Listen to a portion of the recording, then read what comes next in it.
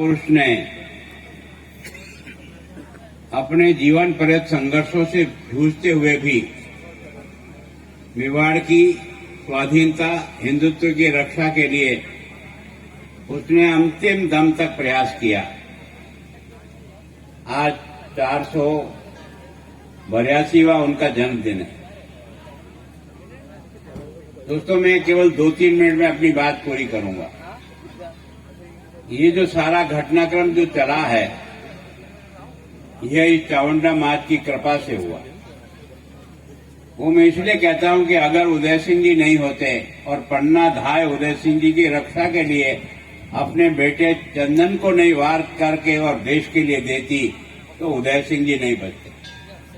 उदय सिंह जी को बचाने का काम अगर किसी ने, एक सामान्य महिला ने, जिसको धाय माँ कहते हैं, दोस्तों मेवाड़ का इतिहास कैसे बनता है, ये कोई न कोई ईश्वरी शक्ति बनाती है। कहां से उस माँ के मन में ये आया होगा कि ये अगला इस मेवाड़ का सूरज है, इसको बचाना मेरा धर्म है, और इसलिए अपने चंदन कोक के बेटे को भी अपनी आंखों के सामने बनवीर के हाथ से 2 टुकड़े होते हुए देखा। उसी उदय सिंह जी ने उदयपुर में बसाया और उनका अंतिम संस्कार हुआ था गोगुंदा में।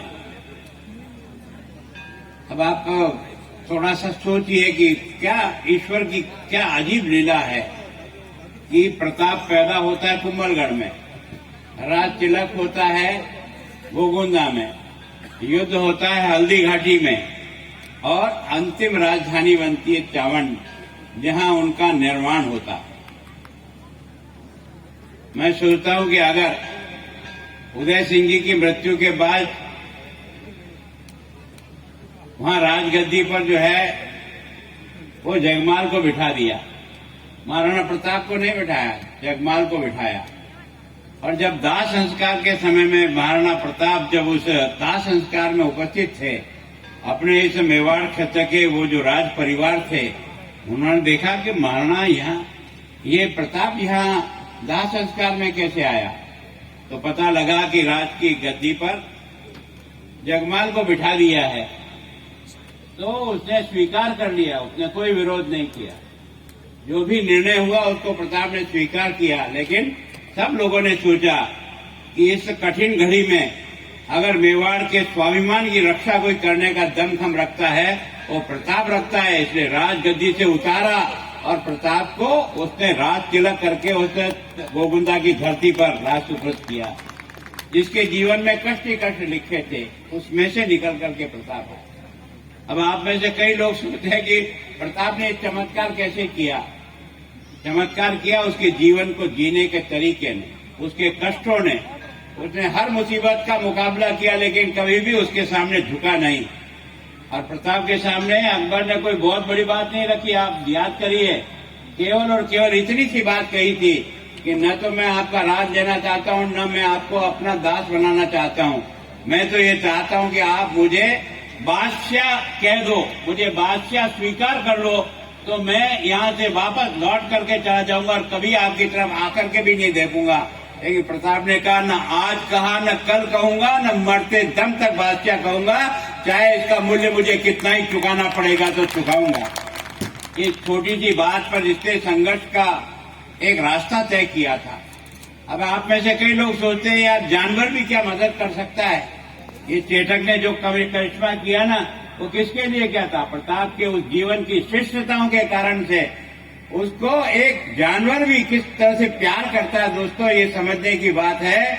युद्ध भूमि में हल्दी घाटी के युद्ध में जब उन्होंने भाला मारा मानसिंह के ऊपर, और उस समय जब हाथी के सूंड में जो तलवार थी उससे उसका एक पैर कट गया, और जैसे ही उसका एक पैर कटा, वो एक तरह से शक्ति से काफी कमजोर हो गया। ऐसे समय में झाला मरना आता है। इस धरती का कमाल है। वास्तव में इस धरती में क्या क्या लाल पैदा किए हैं, ऐसा सौभाग्य किसी को नहीं मिलता है कि झाला मन्ना ने देखा कि महाराणा प्रताप का घोड़े का पैर कट चुका है। महाराणा प्रताप अब इससे युद्ध करके और इस तरह से अपने आप को बचा पाएंगे कि नहीं बचा पाएंगे। तुरंत महाराणा से उन्होंने निवेदन किया, महाराणा, अरे इस हिंदुस्तान, इस मेवाड़ की धरती को तुम्हारी आवश्यकता है। इस स्वतंत्रता की, इस ज्वाला को जलाने की ताकत किसी में है तो तुम में है। और इसलिए आज ये केटक जिस प्रकार के हाथों एक तरह से पैर कटने से आज जितना कमजोर हो गया है, आपका ये सरताज मुझे दो, मैं इसे धारण करके प्रताप बन करके हल्दी घाटी में युद्ध करूंगा और आप सुरक्षित निकलो। जिसके कारण से यह मेवाड़ और मेवाड़ की धरा हमेशा ही स्वतंत्र रहेगी, इसके लिए आपसे प्रार्थना करता हूं। लोग कहते हैं वो भाग गया, वो भागा नहीं है। उस समय के राजनीति के हिसाब से और युद्ध के कौशल के हिसाब से प्रताप को बचाना सबसे पहला धर्म था। लेकिन आप कमाल देखिए, एक घोड़ा जैसा जानवर अपने स्वामी को अपनी पीठ पे बैठा करके और किस तरह से ले जाता है, और ले जाकर जब नाला पार करता है तो दम तोड़ देता है। प्रताप उसके गले में गला डाल करके रोता है। ऐसा जानवर ये मेवाड़ की धरती पर ही हो सकता है और वो प्रताप के कारण से हो सकता है, बाकी तो नहीं हो सकता है। तो प्रताप का ये कमाल है कि उसने पशु में भी किस प्रकार का देशभक्ति का भाव पैदा किया, ये है प्रताप। यहाँ पर कहते हैं ना कि भामाशाह ने सब दान दे दिया। अरे भामाशाह का दान देने वाला पात्र नहीं हो तो कौन दान देगा? भामाशाह ने अपनी सारी संपत्ति दान की तो किसके लिए की? प्रताप की। क्यों?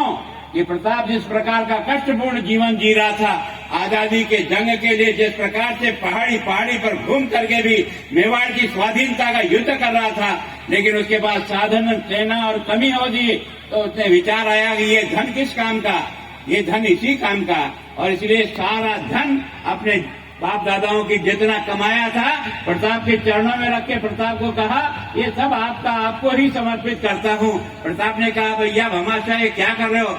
तो उन्होंने कहा, हुक्म, ये जो कुछ भी है इस देश की स्वाधीनता के लिए है, देश की आजादी के लिए है, हिंदुत्व की रक्षा के लिए है। और आपसे बड़ा कौन योद्धा होगा जो इससे प्रयोग करके उसका मुकाबला करेगा? और इसलिए उन्होंने अपनी सारी संपत्ति दान की। मैं सोचता हूँ ये प्रताप का जो जीवन है ना, वो जीवन इतना श्रेष्ठतापूर्ण जीवन है, जिस प्रकार से जिया, संपूर्ण समाज को जोड़ने का, युद्ध करने में। अगर वो आपने देखा होगा भीलू राणा को तैयार किया, ये भीलू राणा क्या है? वो समाज का सबसे छोटा वर्ग का व्यक्ति था, लेकिन भीलू राणा के साथ ये जो सारी सेना इकट्ठी हुई ना, वो किसी को राजपद प्राप्त करने के लिए नहीं हुई थी, वो इस हिंदुत्व की रक्षा के लिए महाराणा प्रताप के उस युद्ध में अपने आप को शरीक करने के लिए हुए थी। आपने बताया कि वास्तव में किस प्रकार का जीवन जिया था। मैं सोचता हूँ आप और मैं आज जो बचा हुआ हूँ, आपकी ये जनेऊ बची हुई है और ये यहाँ चावंडा माता बची हुई है। अगर प्रताप नहीं होता तो आज न ये चावंडा माता होती, न तुम यहाँ होते, न मैं यहाँ होता। इस हिंदुत्व की रक्षा करने का काम अगर किसी ने किया तो उसका नाम प्रताप है। हम इससे क्यों करना चाहते हैं कार्यक्रम? इसलिए करना चाहते हैं आने वाली पीढ़ी समझे कि केवल कोई पद से बड़ा नहीं होता है, कोई राज से बड़ा नहीं होता है। ना समर्पण करके त्याग के आधार पर संपूर्ण समाज को साथ लेकर चलने वाला व्यक्ति यह सबसे बड़ा होता है। आज महाराणा प्रताप के कारण से आपकी और मेरी, अगर अमेरिका के न्यूयॉर्क में भी जाओ ना और आपको मेवाड़ के, तो लोग आपके चरण छूते हैं। क्या आपके चरण में जादू है? आपके चरण में जादू नहीं है, प्रताप के उस करिश्मे में जादू है, जिसके कारण से आज तुम्हारा भी सम्मान दुनिया करती है। हम उस जगह पैदा हुए हैं, हमारा ये सौभाग्य है कि हम उस धरती पर पैदा हुए हैं। लेकिन हमें भी तो कुछ करना होगा, केवल बातें करने से काम नहीं चलेगा। मैं सोचता हूं कि उन्होंने देश को आगे बढ़ाने के लिए, धर्म की रक्षा के लिए, हमारे स्वाभिमान की रक्षा के लिए इतना बड़ा त्याग कर दिया कि हम देश के लिए दो पसीने के बूंद भी नहीं बहा सकते क्या? हम कुछ नहीं कर सकते हैं। अब यहाँ के भगवती जी मुझे कह रहे थे ये करना, ये करना।